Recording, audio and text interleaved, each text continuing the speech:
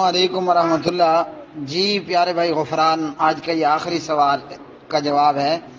آپ نے حضرت امام ابو حنیفہ نعمان بن ثابت رحمہ اللہ تعالی کے حوالے سے پوچھا کہ اگر ان کی تعلیمات کو یا ان کے کردار کو یا ان کی محنت کو، کوشش کو، کاوش کو، محنت کو ہم سائڈ باہر نکالیں تو کیا ایسا کر سکتے ہیں؟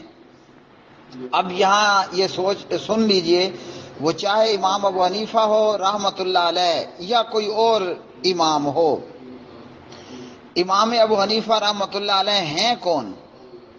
آخر صدیوں بعد انہوں نے کیا کارنامہ سر انجام دیا تھا کہ صدیاں بیت گئی ہیں، آج بھی امام ابو حنیفہ رحمۃ اللہ علیہ کا نام اللہ اکبر اتنا تر و تازہ ہے کہ گلاب کا پھول آپ کے گھر میں موجود چمن میں اتنا تر و تازہ نہیں ہوگا کہ صدیوں بعد آج امام ابو حنیفہ رحمۃ اللہ علیہ کا نام تر و تازہ ہے۔ تو امام ابو حنیفہ رحمۃ اللہ علیہ اہل سنت کے مسلمہ ائمہ کرام رحمہم اللہ تعالی میں سے ایک امام ہیں، اور پھر ائمہ اربعہ کے اندر جن میں مالک ابن انس، جن میں احمد ابن حنبل، جن میں محمد بن ادریس رحمہم اللہ تعالی، ائمہ اربعہ میں امام ابو حنیفہ رحمۃ اللہ علیہ سب سے پہلے امام ہیں۔ 80 ہجری میں امام ابو حنیفہ رحمۃ اللہ علیہ کی پیدائش ہے۔ تو ائمہ اربعہ انہوں نے وقت، علم، محنت، کوشش، کاوش سب کچھ قربان کیا، اور تابعین سے انہوں نے دین لیا۔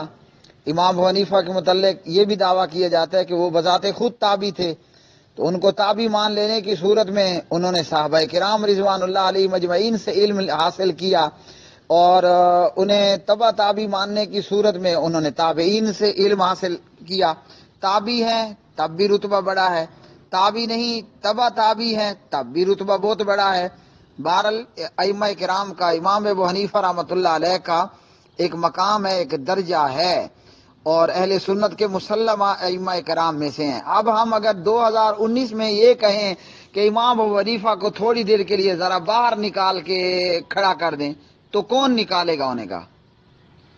امام ابو حنیفہ کو اگر کوئی 2019 میں یہ کہے کہ تھوڑی دیر کے لیے ان کو جو لوگ گزرے ہیں ہمارے سلف الصالحین میں سے، قرآن و سنت کی خدمت کرنے والے، ان میں سے اگر امام ابو حنیفہ کو تھوڑی دیر کے لیے ہم بارڈر سے پار کھڑا کریں، ایسا کون مائی کا لال ہے کہ جو امام ابو حنیفہ رحمۃ اللہ علیہ کی محنت اور کوشش کو تھوڑی سی دیر کے لیے بھی باہر کرے؟ پہلے تو وہ بندہ لاؤ کہ جو یہ کام کر سکے کہ فرضی طور پر بھی امام ابو حنیفہ رحمۃ اللہ علیہ کو تھوڑی دیر کے لیے باہر کھڑا کرے۔ ایسا ہو ہی نہیں سکتا۔ جتنا ہر امام کے اندر جتنی کیپیسٹی تھی اس نے اللہ کے دین کی، کتاب و سنت کی خدمت کی، اشاعت کی، اور امام ابو حنیفہ رحمۃ اللہ علیہ جن کے سینکڑوں ہزاروں شاگرد تھے، اور ان میں سے بڑے نامی گرامی امام محمد بن حسن الشیبانی، امام قاضی ابو یوسف رحمۃ اللہ علیہ، اور اسی طرح دیگر بہت سارے۔ تو بھائی پہلا سوال تو یہ بنتا ہے کہ ہم امام ابو حنیفہ کی تعلیمات کو اور خدمات کو تھوڑی دیر کے لیے باہر کریں۔ وہ کون مائی کا لال ہے جو حضرت امام ابو حنیفہ رحمۃ اللہ علیہ کی خدمات کو تھوڑی دیر کے لیے باہر کر کے دکھائے؟ میں یہ کہتا ہوں علی وجہ البصیرت، میرے جیسا اگر 1 کروڑ محمد اقبال سلفی جیسا 1 کروڑ اہل حدیث بھی ہو، میں غفران جیسا، الیاس جیسا نہیں کہہ رہا، میں اپنی ذات متعلق کہہ رہا ہوں، میرے جیسا اگر 1 کروڑ اہل حدیث بھی آ جائے، میں ابو حنیفہ رحمۃ اللہ علیہ کی پرچھائی کو بھی نہیں پہنچ سکتا۔ تو یہ منہ اور مسور کی دال، ہم ابو حنیفہ رحمۃ اللہ علیہ پر طنز کریں گے یا تشنیع کریں گے یا طعن و تشنیع کریں گے یا ان کی خدمات کو تھوڑی دیر کے لیے باہر کریں گے؟ ہماری اوقات ہی کیا ہے؟ کیا بھدی اور کیا بھدی کا شورما۔ میں تمام اہل حدیث کہلوانے والوں کو یہ تلقین کروں گا، دیوبندی بریلوی اہل حدیث جھگڑے میں خبردار ائمہ کرام پر اور امام ابو حنیفہ رحمۃ اللہ علیہ پر انگلی نہ اٹھائیے، ورنہ ائمہ دین اور علماء کی عزت و توقیر نہ کرنے والوں کے پاس علم تو شاید کہ رہ جائے مگر ادب اور عمل باقی نہیں رہتا۔ وہ ہمارے سلف ہیں، ہم نے ان کی اقتداء کرنی ہے، اور قرآن مجید نے ہمیں بتایا وَمَن يَتَّبِعْ غَيْرَ سَبِيلِ الْمُؤْمِنِينَ نُوَلِّهِ مَا تَوَلَّىٰ وَنُصْلِهِ جَهَنَّمَ وَسَاءَتْ مَصِيرًا۔ قرآن نے ہمیں ان لوگوں کی اتباع کا حکم دیا۔ قرآن مجید نے کہا اطیعوا اللہ واطیعوا الرسول واولی الامر منکم۔ اولی الامر میں ائمہ اربعہ کے اندر امام ابو حنیفہ رحمۃ اللہ علیہ کا پہلا نمبر ہے، اور ان کی خدمات آج پاکستان بھر اہل حدیثوں کو 2 تھپڑ لگیں، ہاں جی وہ کیا کہتے ہیں، چھٹی کا دودھ یاد آ جائے گا یا ماں کا دودھ یاد آ جائے گا۔ اور ان لوگوں کی سیرت کے انہوں نے ہر جابر کے سامنے اور ہر ایک کے سامنے کلمہ حق کو بلند کیا۔ تو اس لیے دیوبندی بریلوی اہل حدیث لڑائی میں کبھی بھی امام ابو حنیفہ رحمۃ اللہ علیہ پر انگلی نہ اٹھائی جائے۔ ان کی تعلیمات کو، ان کی کوششوں کو، کاوشوں کو اور ان کی محنت کو کبھی بھی نشانہ نہیں بنانا، ان کی محنت، ان کی کوشش کو کبھی بھی نشانہ نہیں بنانا۔ تو یہ سوال ہی نہیں بنتا کہ ہم تھوڑی دیر کے لیے ابو حنیفہ رحمۃ اللہ علیہ کی تعلیمات، خدمات، کوشش اور کاوش کو باہر کھڑا کر دیں۔ ایسا ہو ہی نہیں سکتا، ایسا ممکن ہی نہیں ہے۔ جب تک اہل سنت موجود ہے دھرتی پر، زمین پر، اس وقت تک امام ابو حنیفہ رحمۃ اللہ علیہ کا نام تر و تازہ رہے گا، آج کی گلاب کی پتیوں سے کہیں بڑھ کر تر و تازہ بھی ہوگا اور خوشبودار اور معطر بھی ہوگا۔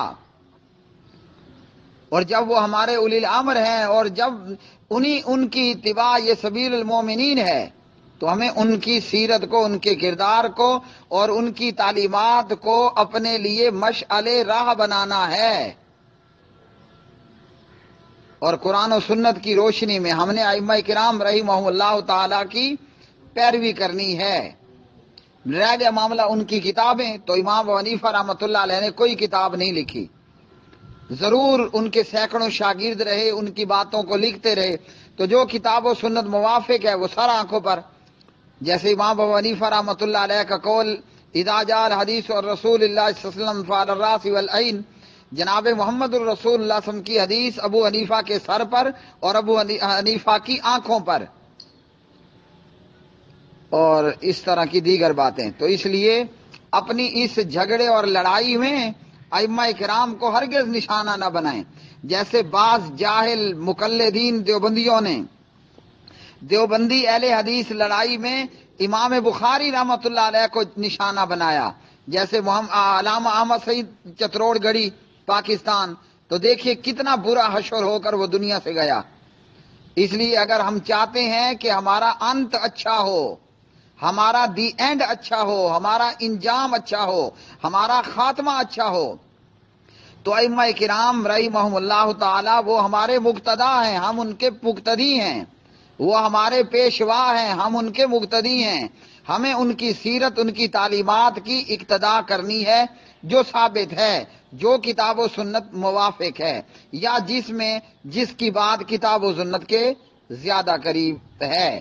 ہمیں دعا کرنی ہے کہ اللہ تعالیٰ ابو حنیفہ رحمۃ اللہ علیہ سے راضی ہو، اور جس طرح انہوں نے دین کی خدمات کے لیے دکھ سکھ کو، گرمی سردی کو برداشت کیا ہے، اللہ تعالیٰ ہمیں بھی ان کی سیرت کو اپنانے کی توفیق عطا فرمائے۔ وآخر دعوانا الحمدللہ رب العالمین۔